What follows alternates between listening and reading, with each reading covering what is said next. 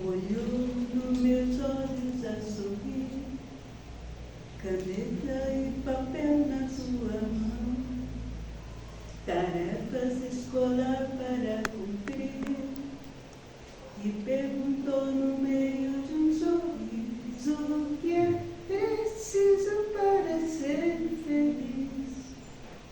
Amar como Jesus amou, sonhar como Jesus sonhou, pensar como Jesus pensou, viver como Jesus viveu, sentir o que Jesus sentiu, sorrir como Jesus sorria, ao chegar ao fim dos dias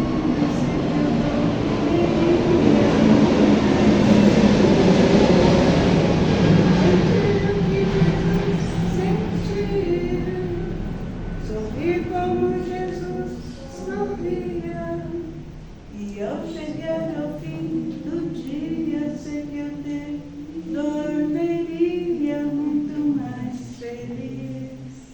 Depois que eu terminei de repetir, teus olhos não saíam do papel, toquei no teu rostinho a sorrir, pedi que a transmitir fosse fiel, e ela deu-me um beijo memorial, e ao meu lado foi dizendo assim: amar como Jesus amou, sonhar como Jesus sonhou, pensar como Jesus pensou, viver como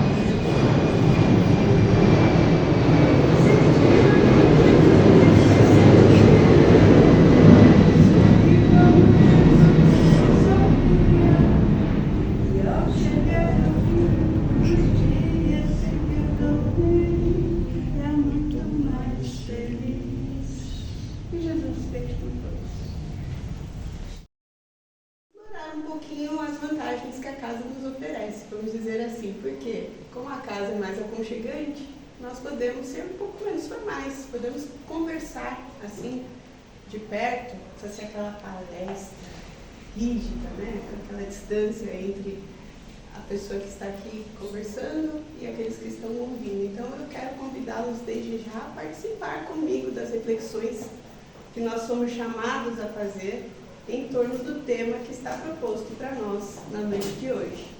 O tema, como o Jorge antecipou, hábitos salutares. Então vamos começar do começo. O que são hábitos? Todo mundo tem, já antecipo. Então, todo mundo sabe o que é, mas às vezes nós pensamos pouco a respeito deles, né? O que são hábitos para vocês? Por exemplo, o aeroporto está movimentado.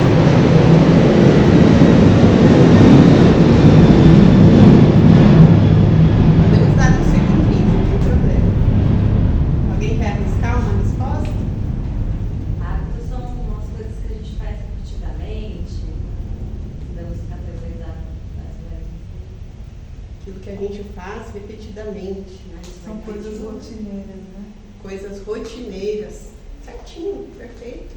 Alguém quer acrescentar alguma coisa? Comer. Comer, ó, comer é um hábito, é verdade, um hábito essencial, né? Dormir. Sim. Dormir, Beber. beber.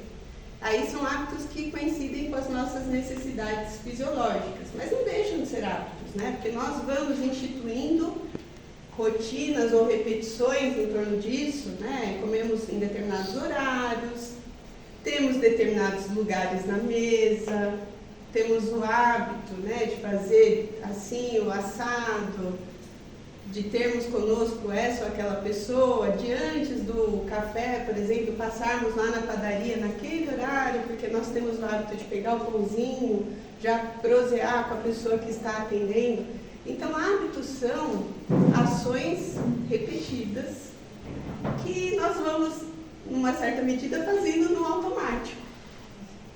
E aí, existe toda uma literatura e e um esforço, um nicho comercial até, em torno destes hábitos. Nós vamos ver por aí, o hábito das pessoas eficazes, os hábitos das pessoas prósperas, os hábitos disso e daquilo, ensinando-nos então como governar estes hábitos de maneira a termos alguma vantagem neste mundo material que nos rodeia. Mas dificilmente nós vemos assim os hábitos dos espíritos moralmente elevados. Não lançaram ainda esse livro. E nós vamos tentar pensar um pouquinho sobre eles na noite de hoje. Mas ainda voltando lá à definição de hábitos, o que dizem os especialistas, psicólogos, neurocientistas, neurolinguistas, que trabalham com a programação da mente, é que nós tendemos a criar hábitos porque o nosso cérebro, ele tenta otimizar recursos para nós. Então o cérebro, ele quer aquilo que o faça pensar menos, para gastar menos energia. Ele vai procurar o caminho conhecido, com esse intuito de poupar energia. Os cientistas é uma tarefa, o que vocês acham? Fácil ou difícil? Difícil. Difícil, né? Muita disciplina. Eles vão dizer que hábitos mais simples nós conseguimos modificar entre 30 e 60 dias de repetição. Os mais simples. Os mais complexos podem levar aí 6 meses ou mais. E só ocorrerá mudança, se como lembrou aqui o nosso amigo, talvez inspirado por Emmanuel, se nós tivermos muita disciplina, muita perseverança. E eles nos recomendam que nós instituamos alguma recompensa para quando nós conseguirmos acertar aquele novo hábito que nós estamos querendo instituir.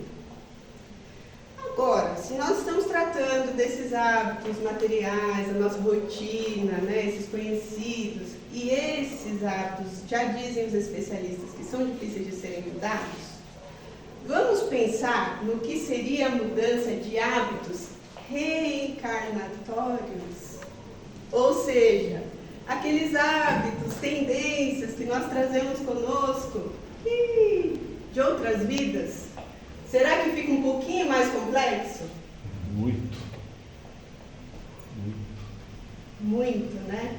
É só o propósito nosso aqui nesse mundo terreno, nessa encarnação. É pouca coisa? Se eles dizem que, os especialistas, dizem que nós temos que ter perseverança, disciplina, empenho para mudar um hábito corriqueiro, quanto mais nós precisaremos para mudar esses hábitos que nos acompanham há encarnações? Muito ou pouco? Muito, né? A tal ponto que nós temos que acrescentar aí um pouco de fé. E trazer conosco mais alguém ou alguns que nos inspirem, nos sustentem, para que nós possamos ter essa perseverança no nível que a tarefa proposta exige. Ou seja, modificar hábitos do nosso espírito imortal, daquilo que somos em essência, demanda um esforço muito grande de nossa parte.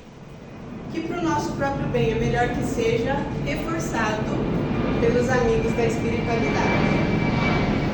Todo mundo concorda com isso?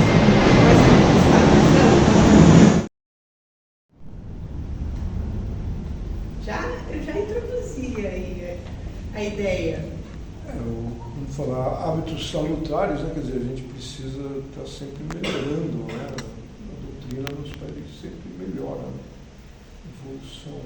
Fazendo nossa reforma íntima. Isso. Os alunos nota 10, eles sentam na frente, igual na escola, sabem tudo. Quem me dera, hein? Mas então, é isso mesmo, gente? A doutrina espírita fala em transformação para melhor, em reforma íntima. Aí eu vou pedir licença para revisitar aqui o Evangelho, no capítulo 17, que é o Homem de Bem. E aí lá no finalzinho do item 4, os bons espíritas, Kardec nos fala assim: Aquele que podemos, com razão, qualificar de verdadeiro e sincero espírita, encontra-se num grau superior de adiantamento moral. O espírito já domina mais completamente a matéria e lhe dá uma percepção mais clara do futuro. Os princípios da doutrina fazem vibrar-lhe as fibras que nos outros permanecem mudas. Numa palavra, foi tocado no coração e por isso a sua fé é inabalável. Um é como um músico que se comove com os acordes, o outro apenas ouve os sons. E aí a frase que muito nos interessa na noite de hoje: reconhece-se o verdadeiro espírita pela sua transformação moral e pelos esforços que faz para dominar suas más inclinações. Enquanto um se compraz no seu horizonte limitado, o outro, que compreende a existência de alguma coisa melhor, esforça-se para se libertar e sempre o consegue quando dispõe de uma vontade firme. Essa definição do bom espírito, do verdadeiro espírito, é muito importante para nós. E ela enfecha porque pensarmos em hábitos salutares tem a ver com a nossa relação com a doutrina e com esses propósitos que os nossos irmãos aqui nos recordaram. Quer dizer que o verdadeiro espírito ele não está pronto. Ser espírita não requer um atestado de santidade. Nós não vamos superar tudo numa só encarnação. Isso é uma ilusão, às vezes até egóica, até vaidosa, porque nós não podemos achar que nós vamos sair de um estado completamente materializado e numa jornada só vamos superar tudo isso. Mas o que o Evangelho está nos dizendo é que o verdadeiro espírita se empenha e se esforça na sua transformação moral. Se nós formos trazer esta frase para a noite de hoje, no nosso bate-papo, em torno dos hábitos salutares, nós podemos dizer que reconhece-se o verdadeiro espírita pelo seu esforço em substituir os hábitos malsãos por hábitos salutares. Podemos pensar assim? E aí nós podemos pensar, junto com essa frase do Evangelho, no que nos diz o Livro dos Espíritos, lá com a escala espírita, não é isso? Todo mundo aqui já estudou o Livro dos Espíritos? Quem já estudou o Livro dos Espíritos? Quem está fazendo o curso na casa? Deixa eu saber, só por curiosidade, não é nada... Ninguém aqui está estudando, gente? Olha o amargos instruídos. Só o Jorge está estudando. Que marmelada, o Jorge não vale. E o resto da turma? Quando é que vai para as escolas? Bom, alguém já teve a curiosidade de folhear lá o Livro dos Espíritos? Ah, e tem mais gente. Opa! Então vocês estão estudando, mas não estão estudando num curso formal, é isso, né? Tá bom, já tem grande valor. Lá no Livro dos Espíritos, Kardec vai nos dizer que estudando, ele fez isso, não fez? O Livro dos Espíritos nos diz tudo o que se refere à vida espírita, encarnada e desencarnada. Estudando os espíritos, ele chegou à conclusão de que é possível catalogar, para fins de estudo só, para fins didáticos, os espíritos em 3 grandes ordens. Ele fala que as ordens são, afinal, ilimitadas, que os espíritos transitam por essas ordens, eles não estão adstritos a alguma classificação. Mas, considerando as características gerais, eles podem dizer que eles se dividam, então, em 3 grandes ordens. Eles, nós, né? Porque nós fazemos parte delas.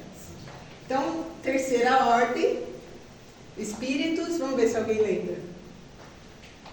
Alguém lembra quem tá? Jorge, lembra?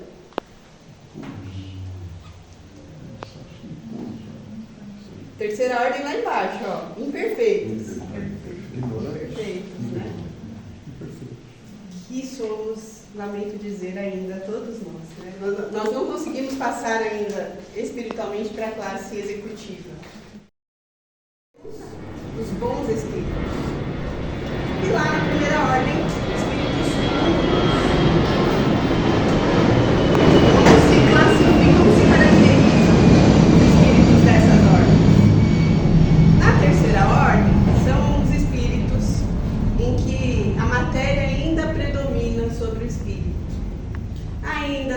caracterizam pela ignorância, ainda trazem em si ou trazemos em nós algum desejo do mal.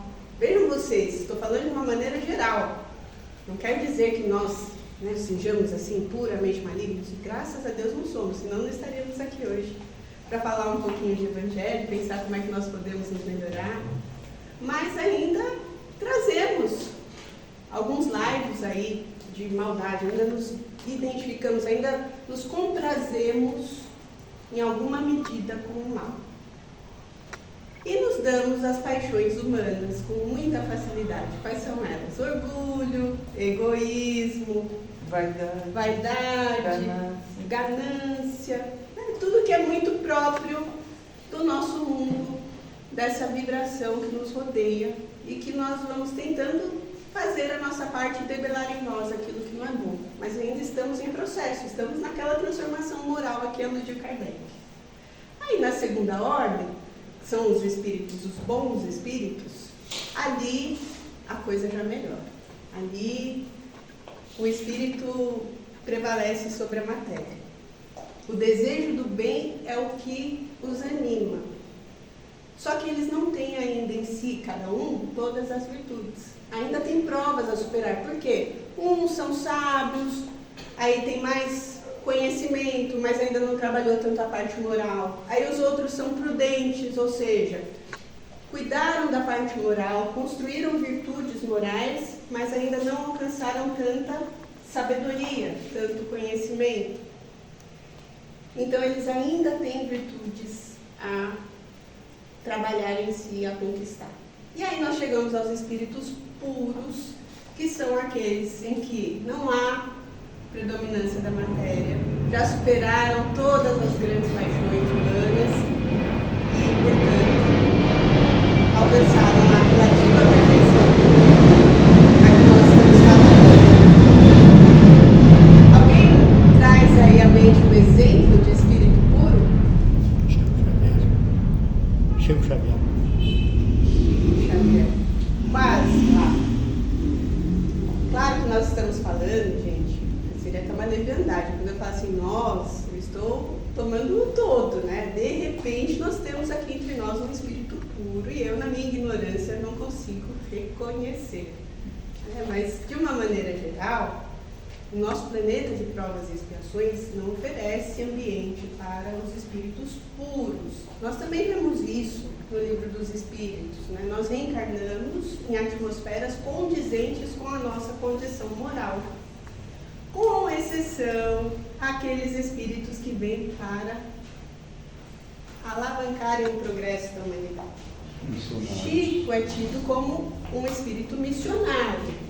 Isso é um consenso no meio espírita. Mas nós não temos elementos para afirmar que ele seja um espírito puro. Jesus. O espírito puro de que temos conhecimento é Jesus. É o que dizem os espíritos como o tipo mais perfeito que passou pela Terra. Mas nós estamos recordando aqui com vocês um pouquinho da escala espírita para lembrar que, portanto, em consonância com aquelas ideias que nós desenvolvemos a partir do Evangelho segundo o Espiritismo, quando nos fala da transformação moral, nos fala do esforço para superarmos as nossas más tendências, isso significa o que o nosso amigo aqui nos falou. A nossa evolução espiritual está em extirpar de nós as más tendências que nós ainda trazemos. Está em construir em nós as virtudes que ainda nos faltam para que nós possamos, digamos assim, ascender na escala espírita. Possamos superar essa condição de espíritos imperfeitos e chegarmos pelo menos à condição de bons espíritos. O bem, e para que nós não alimentemos essas más paixões que vão nos prendendo ali, vão nos, vamos dizer assim, segurando, atrasando a nossa evolução.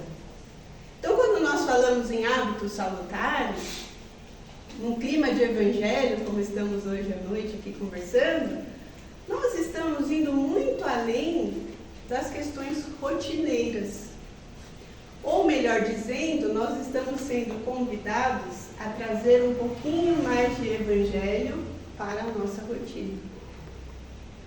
Porque aqui, desde quando nós entramos na casa, aí nós tomamos o passe, o primeiro presente, né? Já sentimos aquela melhora, aquele cuidado do plano espiritual combinado com o cuidado dos nossos irmãos que estão ali nos atendendo. Como nós viemos todos com um bom propósito, na noite de hoje, no mesmo lugar, o clima da casa qual que é, gente? Não é gostoso? Não parece que faz um certo silêncio, uma harmonia na nossa mente? O nosso íntimo consegue ficar um pouquinho mais pacificado? E aí nós nos abrimos à ação dos benfeitores, que vai muito além da sala de passe e continua aqui no Salão do Evangelho. Então, esse momento, vamos dizer assim, que ele é relativamente fácil. Não para todos. Às vezes nós temos um pouquinho de dificuldade mesmo aqui. Se estivermos muito tensos, muito estressados, muito ansiosos, esse momento não será vivido de forma completa. Mas quando nós conseguimos nos permitir, nós percebemos essa diferença. Não é assim? Agora, quantas vezes por semana a gente vem à casa espírita? 2. Aí vai ter alguém que vai dizer 1. Aí vai ter alguém que vai dizer assim, eu consigo a cada 15 dias. Outro vem uma vez por mês. Alguém está vindo apenas uma vez. E aí eu pergunto, e o resto do tempo? E as outras 24 horas do dia? E os outros 6 dias da semana? Como é que nós fazemos? Então, nós somos convidados a apreender um pouquinho do que nós vivemos aqui e dotar os nossos outros dias com essa energia amorosa, com esse clima mental que nós experimentamos quando estamos aqui neste momento de meditação, de harmonia, de contato maior com a espiritualidade. Vocês concordam comigo? Então nós precisamos modificar os nossos hábitos e trazer um pouquinho mais de evangelho para a nossa rotina. Agora, vamos supor que a pessoa fosse um espírito assíduo, né? Alguém que já tem um pouco mais de tempo livre, que venha 6, 7 vezes por semana na casa espírita, e passe aqui umas boas horas. Será que o problema já estaria resolvido? Não, né? Não necessariamente. Não necessariamente. Por quê? Tem que pôr em prática, né? Na vida, onde você vive na sociedade, você tem que viver o que você aprende no estudo, na casa espírita. Não é fácil, é muito difícil, né? Não é fácil e envolve uma questão que é o nosso estado íntimo. Percebem que se nós viemos à casa espírita aqui, é um bom laboratório para nós nos tomarmos, porque é isso, o estímulo é bom, as pessoas sorriem, o clima amistoso, é harmônico, tudo colabora para que nós estejamos melhores. Mas ainda tem aqui dentro o nosso íntimo. E aí, se a gente não resolve aqui, esse progresso, ele é um progresso frágil, né? Quando nós temos o primeiro contato com as condições exteriores, isso desmorona. E aí, acho que nós temos ainda um pouquinho de tempo, eu queria pedir licença para dividir com vocês uma historinha, eu vou ter que lê-la porque ela traz alguns dados. Os nossos irmãos mais experimentados aqui já conhecem, tá? Cartas e Crônicas do Irmão X, uma obra psicografada pelo Chico, Espírito Humberto de Campos. E aí ele conta assim do Belarmino Bicas. Depois da festa beneficente, então olha só, o narrador, que é o Irmão X, está contando que eles estavam numa festa em que serviram juntos Belarmino Bicas, prezado companheiro a que nos afeiçoamos no plano espiritual, chamou-me à parte e falou, decidido: bem, já que estivemos hoje em tarefa de solidariedade, estimaria solicitar um favor. Então, Belarmino Bicas está pedindo ao irmão X que faça um favor a ele. Ante a surpresa que nos assaltou, Belarmino prosseguiu: soube que você ainda dispõe de alguma facilidade para escrever aos companheiros encarnados na Terra e gostaria de confiar-lhe um assunto. Que assunto?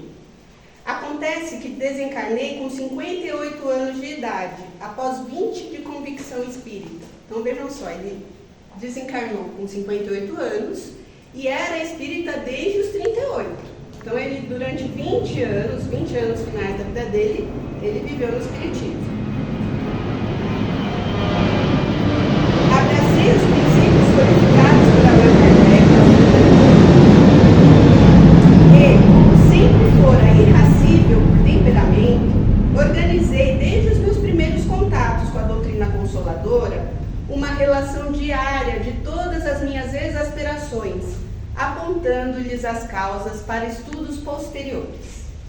Os meus desconchavos, porém, foram tantos que, apesar dos nobres conhecimentos assimilados, suprimi inconscientemente 22 anos da cota de 80 que me cabia desfrutar no corpo físico, regressando à pátria espiritual na condição de suicida indireto. Então, olha a situação do Belarmino. Ele deveria desencarnar com 80 anos, mas ele, por conta do seu comportamento, sendo espírita há 20 anos já, diminuiu 22 anos da sua existência terrena e desencarnou então com 58, que ele mencionou. Quantos tesouros perdidos por bagatelas, quanta asneira em nome do sentimento. E exibindo curioso papel, Belarmino acrescentava: conte o meu caso para quem esteja ainda carregando a bobagem do azedume. Fale do perigo das zangas sistemáticas, insista na necessidade da tolerância, da paciência, da serenidade, do perdão. Rogue aos nossos companheiros para que não percam a riqueza das horas com suscetibilidades e amuos. Explique ao pessoal na Terra que mau humor também mata. Foi então que passei a leitura da interessante estatística de irritações que não me furto a satisfação de transcrever. Aí vem a lista. Belarmino Bicas. Número de cóleras e mágoas desnecessárias, com a especificação das causas respectivas de 1936 a 1956. 1811, em razão de contrariedades em família. Alguém aqui tem um hábito insalubre de se contrariar em família? Vou levantando a mão aqui, eu acompanho o Belarmino quase todo, gente. 906 por indispor-se dentro de casa em questões de alimentação e higiene. Ai, quem é casado, tem filho adolescente, a toalha molhada, como é que é? Na cama, sim. Na cama, o sapato jogado, a comida que não foi feita da maneira, do agrado que a pessoa gosta, que tem o hábito, né, de ser feito daquela maneira. 1614 por alterações com a esposa em divergências na conduta doméstica e social. Essa aqui tá fácil, né, gente? Não discorde da esposa. Concorde com ela. Sim. 1801, essa aqui é legal, olha. Por motivo de desgostos com os filhos, genros e noras.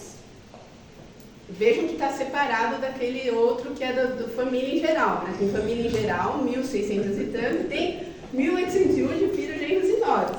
Mas 11 por descontentamentos com os netos. Eu ia falar. O dos netos nunca te discorda. Neto nunca. Neto né? pode Neto tudo. É filho com açúcar. Mas os filhos, genros e noras, olha só, 1801 vezes. 1015 por entrar em choque com chefes de serviço. 1333 por incompatibilidade no trato com os colegas. Vocês acham que isso é só no serviço profissional ou no serviço na casa espírita também nos desafia a cultivar hábitos salutares de tolerância, compreensão, solidariedade, fraternidade? 1012, em virtude de reclamações a fornecedores e lojistas em casos de pouca monta. 614, por mal entendidos com vizinhos. 315, por ressentimentos com amigos íntimos. 1089, por melindres ante o descaso dos funcionários e empregados de instituições diversas. 615, por aborrecimentos com barbeiros e alfaiates. Vejam que ele foi muito organizado. 777 vezes por desacordos com motoristas e passageiros desconhecidos em viagem de ônibus, automóveis particulares, bondes e lotações. Nosso trânsito contribui para hábitos salutares ou hábitos insalubres? Só pior. Nem os espíritas resistem, né? Porque eu vejo todos os que têm carteira de motorista lembram daquela passagem do Haroldo Dutra Dias lá, que abriu o vidro para xingar, né? O motorista que o fechou, aí o filho fala assim: mas pai, você vai xingá-lo? E se ele for na sua palestra? Aí o Haroldo fecha o vidro, né? Pensa de novo, mas toda vez que eu vejo alguém contar essa história, o espírita que dirige se identifica e fala: eu também quase. 211 por ofender-se com dificuldades em serviços de telefones. Quem nunca perdeu a paciência com telemarketing, atire a primeira pedra. Eu sucumbo quase todas as vezes. 90 por motivo de controvérsias em casas de diversões. Até para se divertir nós conseguimos nos alterar, cultivar maus hábitos. 815 por abespinhar-se com opiniões alheias em matéria religiosa. Gente, não leu o Evangelho, né? O nosso Belarmino. 20 anos na casa espírita. O que o Evangelho fala? O que nós falamos nas vibrações? É pelo congraçamento religioso, né? Assim, como que nós falamos, né? Pela harmonia com as demais expressões. O Evangelho fala que não é fora do espiritismo não há salvação, que é fora da caridade não há salvação. Então qualquer religião que ensine a caridade pode ser boa para a criatura. Não vamos nos abestinhar por isso. E aí o total ele fala 16.386 exasperações inúteis. Essas 16 mil. Faltou a da política. Faltou a da política. Umas 5 mil no mínimo. Ele era apolítico, talvez ele tivesse diminuído mais o tempo dele. Não existe a política. É que ele não trouxe aqui, por isso que eu estou dizendo. Né? Esse é o apanhado das irritações do prestimoso amigo Bicas. 16.386 de sabores dispensáveis em 7.300 dias de existência. Gente, faz as contas. Mais de 2 por dia, né? 2 e tanto aí por dia. Todos os dias. E era espírita há 20 anos. Tem o finalzinho aqui da história. Convido-os todos a irem lá à obra Cartas e Crônicas do Irmão X, para se apropriar melhor da história do Belarmino Bicas. Mas mais do que isso, é um alerta para nós e um convite para nós começarmos a pensar sobre como estão os nossos hábitos diários.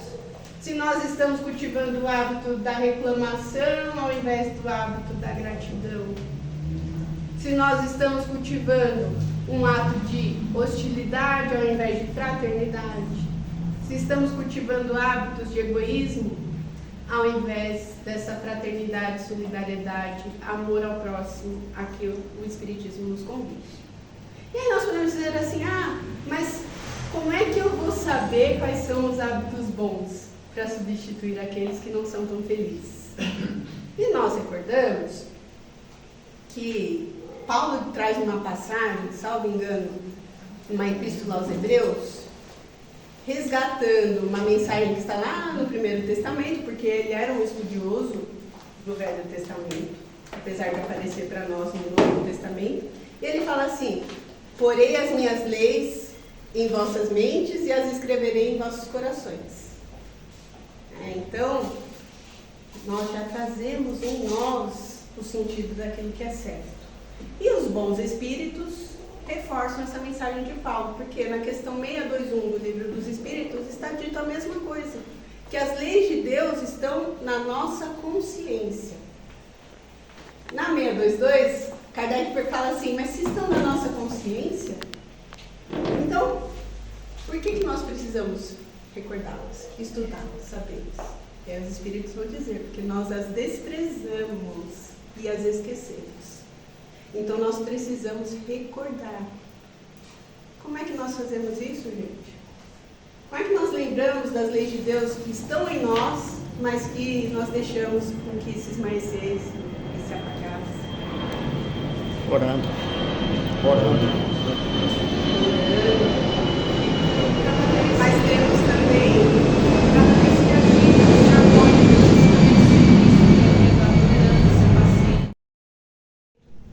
é que a gente está um passinho antes para chegarmos nisso aí, né? Como é que nós agimos de acordo com os ensinamentos de Cristo?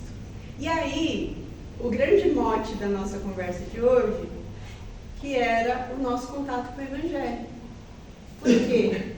Jesus, nós já recordamos aqui, foi o tipo mais perfeito que passou pela Terra, que os bons espíritos nos indicam como guia e modelo. Só que nós não fomos contemporâneos, não tivemos a alegria de sermos contemporâneos de Jesus, né? Quem assistiu aquele seriado recente que a Netflix lançou, Os Escolhidos, aí dá até vontade, né, de ser amigo de Jesus. Ali humanizaram Jesus, a gente já fala, nossa, que legal, queria estar lá também. Às vezes tivemos uma condição não tão boa, né? Por isso que estamos aqui ainda. Mas não temos essa alegria de convivermos com Jesus, mas temos as lições que ele deixou no seu Evangelho. E aí o mote, a provocação para nós pensarmos no tema de hoje, proposto pelo nosso querido Jorge, era: como é que nós pensamos no Evangelho como um livro de cabeceira, como um livro de convívio constante, que é a grande receita para que nós consigamos modificar os nossos hábitos para melhor. E aí chegamos ao que nós aprendemos como sendo a terapêutica espírita. O que é a terapêutica espírita? É um conjunto de recomendações que nós recebemos de ordinário na casa espírita, visando a que nós, com uma certa autonomia, de maneira que nós possamos viver com melhor qualidade mental, espiritual, em maior clima de harmonia íntima, possamos cultivar por nós mesmos uma modificação do nosso estado íntimo. Então, o que a terapêutica espírita vai nos recomendar? Leituras edificantes, conviver com o Evangelho, não ter o Evangelho como um adorno de decoração, ou da nossa casa, ou da nossa bolsa, porque às vezes eles ficam lá, né? A gente anda com ele quase como um amuleto, fica lá na bolsa, a gente, estou com o Evangelho aqui, mas não abre a criatura, não lê uma palavrinha do Evangelho. E aí nós somos convidados a essas leituras edificantes, que não precisam ser longas, às vezes não dá tempo mesmo. E nós temos um grande entrave nos dias de hoje, que são as telas. As telas nos afastam dos livros e das atividades que demandam um pouco de concentração e foco. Mas vamos experimentar uma leitura breve pela manhã, uma prece singela, pode ser um graças a Deus. Quem tem muita dificuldade, eu não sei orar, eu tenho dificuldade, dirige um pensamento a Deus, agradeça o dia, agradeça o fato de estar vivo, agradeça as oportunidades que virão, das quais necessita, às vezes não chegaram ainda, mas vamos confiar. Agradeço a Deus porque receberei com certeza aquela oportunidade da qual necessito. E aí nós começamos o dia num clima melhor. Aquele momento de irritação, tem uma receita muito conhecida dos espíritas, que é a água da paz, né, que o Chico nos ensinou, porque ele estava em certa feita num ambiente em que havia discussões de um tema polêmico, como a política é. E o Chico, no seu íntimo, ficou ali em estado a se manifestar, ele ia intervir, ia dar vir. Emmanuel apareceu para ele, Chico, faz isso não, moço. beba água, põe a água na boca. Né? Toda vez que você se sentir tentado a responder, põe a água na boca. Porque aí você vai ocupar a boca com a água, não vai poder falar. E aí quando passar essa vontade, então você engole a água. E aí ficou com o apelido de água da paz. Eu posso não estar sendo tão fidedigna aqui ao episódio, mas isso acho que está no livro dos casos de Chico Xavier, não tenho certeza. Mas é mais ou menos assim. No nosso lar também. Nosso lar também fala?